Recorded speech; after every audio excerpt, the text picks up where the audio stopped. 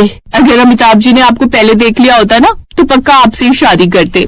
हाय, अमिताभ जी से शादी करने का तो मेरा सपना था, लेकिन शादी हो गई शक्ति कपूर से। अच्छा, मैं शक्ति कपूर तो मनोरमा। अरे बस कर, मेरी नौर कितना फेंकेगी, दोनों के बीच आते झगड़ा करवा दिया। अरे तुम आगे आगे देखते जाओ, होता है क्या। तुम्हारी मेहनत की कमाई मैं ऐसी थोड़ी ना वेस्ट जाने दूंगी। अरे बस बस आंटी जी, अंकल जी, आप दोनों ही एकदम परफेक्ट जोड़ी हैं, बिल्कुल धर्मेंद्र और हेमा मालिनी जैसे। दोनों के दोनों अपनी तारीफ सुनकर खुश हो जाते हैं। जाओ अब तुम लोग अपना सामान ऊपर वाले कमरे में रख दो और किराया चलो 5,000 ही दे देना। अरे वाह, तुम्हारा जादू तो चल गया स्वाति।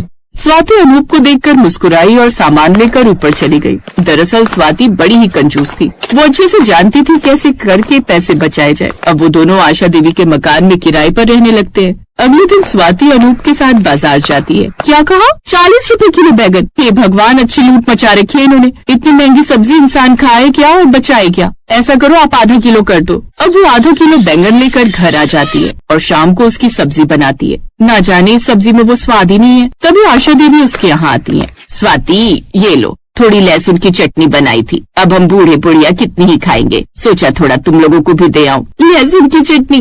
ओह शुक्रिया आंटी जी। स्वाति और अनूप जैसे उस चटनी को चखते हैं तो खुश हो जाते। वाह, क्या चटनी बनी है। हाँ अनूप, और इसकी खुशबू भी कितनी अच्छी आ रही है। ये जरूर ताजा लहसुन और पुदीने के पत्तों की बनी है। लेकिन आंटी के पास ये ताजा लहसुन और पुदीना के पत्ते आए कहाँ से? अगले दिन स्वाति जब बाहर टहलने निकली तो उसकी नजर अपनी मकान मालकिन के बगीचे पर गई।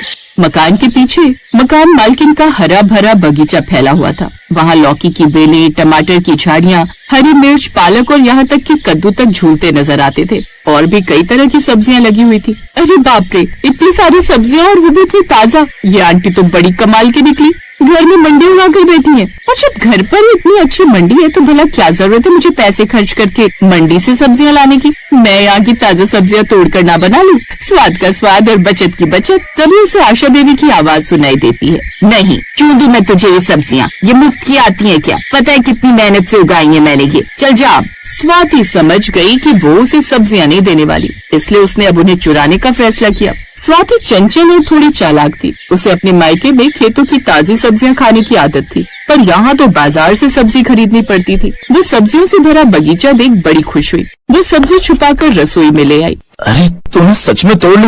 अगर मकान मालकिन को पता चला तो घर से निकाल देंगी। अरे छोड़ो, ये तो उनका बगीचा है, लेकिन ऊपर वाले ने धरती सबके लिए बनाई है। स्वाति ने बड़े प्यार से टमाटर की चटनी और घी के कोफ्ते बनाए और आशा देवी को भी दे आई। आशा देवी ने जैसे ही उसके हाथ की बनी चटनी और घी की सब्जी खाई तो बड़ी खुश हुई। वाह, खाना तो ये बड़ा अच्छा बनाती है। हाँ आशा, बड़े सालों बाद इतनी